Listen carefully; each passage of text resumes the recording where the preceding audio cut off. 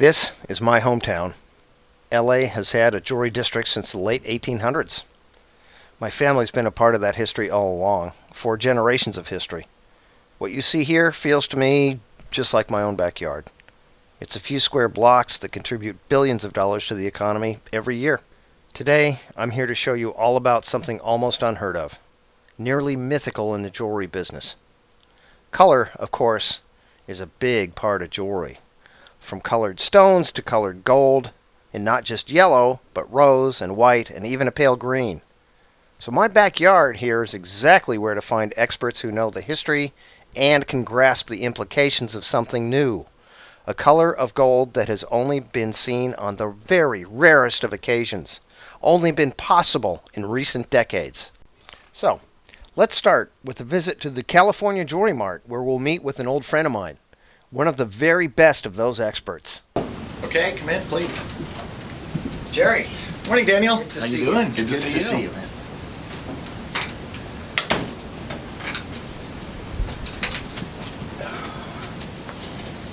Jerry's an estate dealer. Jerry Heidenreich, Trumpet and Horn Company. Yep. Been downtown a very long time. You and I have known each other for 25 years. 25 years. Like Are we that old?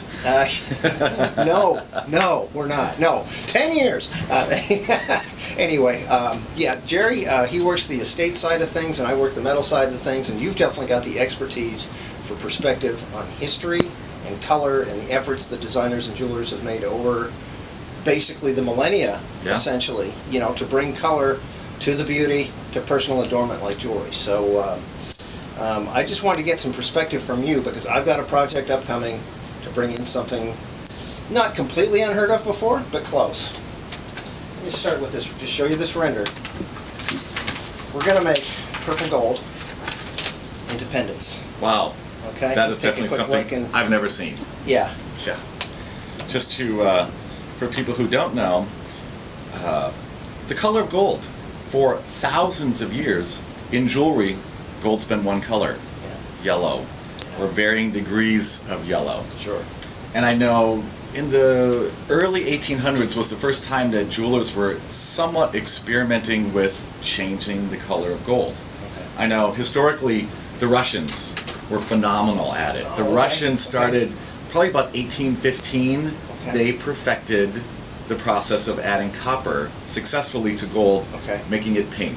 Oh, nice. So they were the real first group of people experimenting successfully with different colors of metal. Oh. So you see a lot of old Russian jewelry from the early 1800s to this century in rose gold. Beautiful color, but they were the first ones to do it. The second people successfully were the Germans. And there's a jewelry manufacturing area called Pforzheim in southern Germany. Yes. They perfected white gold. Okay. While it was experimented before, about 100 years before, that was the first successful commercial production of white gold. I think it's around 1915. Okay. Because before, if people wanted white metal, you silvered. Yes.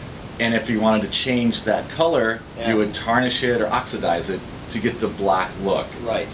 Or people were experimenting at that time with platinum, which is a white metal. Right. But in gold, as far as most historians know and agree, Russians pink in 1815, and 100 years later, white metal in Germany.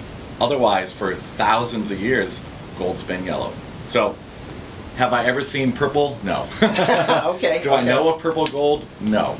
All right. It's been used. People have enameled gold, which is another process using different silica and glass to change the appearance of gold. Sure. But it's like a plating or a covering of the metal. It doesn't change the color of the actual metal. Sure. So I would love for someone to do this. Yeah, we're gonna see what we can do. It's very interesting. It's very interesting to me that so if a clever designer or jeweler wanted to bring any palette of color at all, well, gemstones obviously had to be the first early thing to get color involved, and color brings its own aesthetic, of course, to the game. It's interesting because the way you do purple, the guys at Pforzheim never had a chance. No. I was looking into it a little bit, and we've seen jewelry making for something like 5,000 to 7,000 years for adornment. We've seen lost wax casting for something like 2,000 years, 2 millennia of lost wax casting. Okay. In the 70s, some technology started to become available that made itself known in our industry in the 80s, and that was casting machines that were essentially all electric, so no flame. And then you could seal up the area where the metal's going to be mixed and melted and cast into the plaster flask to make the shape, completely without an atmosphere. And those machines came out, like I say, in the 80s. So for 99.9% of jewelry making history, purple was not going to happen in the metal, okay? Now it can. I want to mention a couple of people that did it before. Hans Mevis did it before, Steve Kretchmer did it before, famously in the 90s with an award-winning piece, got the Spectrum Award, great big purple gold lightning bolt in a crystal ball. It was a very cool piece. I think I remember seeing that at HETA. Yes. In Tucson. Steve Kretchmer, he's passed away now. Of course, the company survives, run by his daughter and a great crew in Arizona. But when he was here in Los Angeles, he would let me into the shop and we would talk, and I was a metal guy around, so we had a common interest. And somewhere in my collection is this tiny crumble of purple gold that he had made at the time off of a scroll, that I just had to keep. And he helped me learn some of the metallurgy, and when people do things that exotic, boy, you learn the basics really, really fast. He's the guy that taught me to get the air out of it. Other people kind of tried it, over the years. Where I work, we've got one of those machines, so we're going to give it a try right here upcoming. So, fantastic. We don't always know in advance what's going to happen, but I'm pretty confident we're going to have something to show you. Great. So we'll see. So you've never actually laid eyes on a finished piece in purple. It's never No, something and I've dealt most anything. of my area of expertise is jewelry 250 years old and newer. Okay, right. I've seen silver, oxidized silver, the rose gold, all the different color golds and so many different types of jewelry, but never purple. Never purple. Okay, well, all Yeah, right. in fact, if it was someone else other than you telling me that, Yeah. I wouldn't believe it. Well, I appreciate that. Right. But, anyway, back to purple. So, we're going to give this a shot, and wish me luck, and thank you so much for taking All the some best, time with Daniel. me, I man. can't wait to see it. We'll see what happens. Great. It was great talking to Jerry the other day, but you know what? I got to get in here, get some metal, and get out to the shop. So, I grab some gold. So, what makes purple even happen? What could we possibly mix with gold that would make it turn purple? There's no purple metal. They're all gray or white or silver.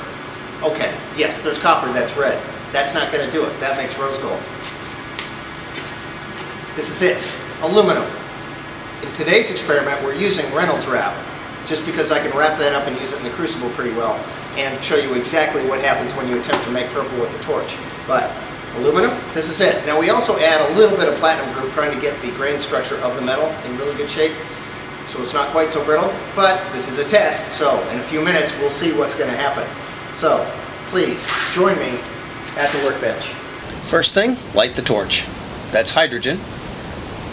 Dialing in some oxygen so we'll have enough heat. Melting the 24 karat gold and looking to mix the little bit of platinum that's in the bottom.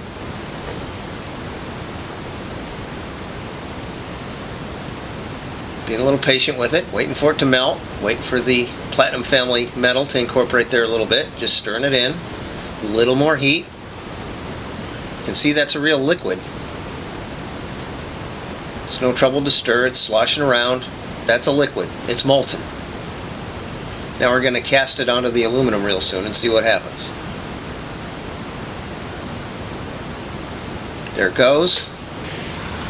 Now watch what it does. Instantly, not a liquid. That's more than hot enough to melt aluminum or gold, or the two together. It's just turned into some kind of paste.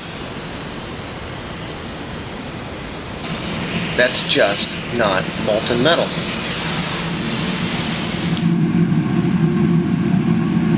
Oh gosh, alright, that was quite a mess.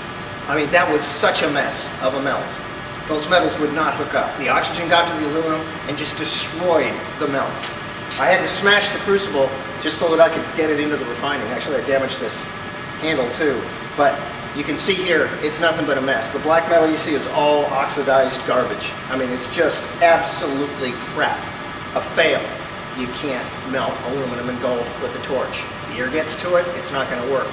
The lesson there is, We're going to have to make this purple gold where there isn't any air.